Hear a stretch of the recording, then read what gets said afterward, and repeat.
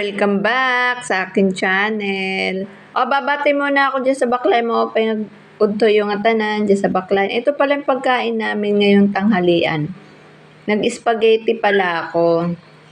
Ngayon, ang dami natirang tawag nito noodles. Ang ginawa ko naman, ginawa kong sopas. Ayan, ginawa ko siyang sopas. Tapos nagtira lang ako ng noodles kasi meron pa ako natirang spaghetti sauce. Ayan guys, yan ang aming pagkain ngayon tanghalian.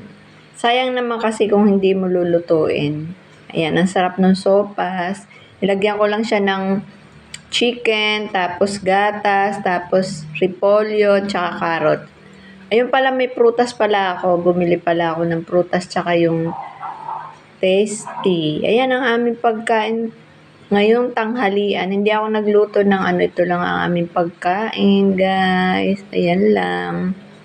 Yummy. Paborito kasi ito ng mga anak ko, yung spaghetti, sopas. Gustong-gusto nilang kainin. Lalo ngayong medyo malamig na ang panahon, magpapasko na pala. Ayan guys. Bye!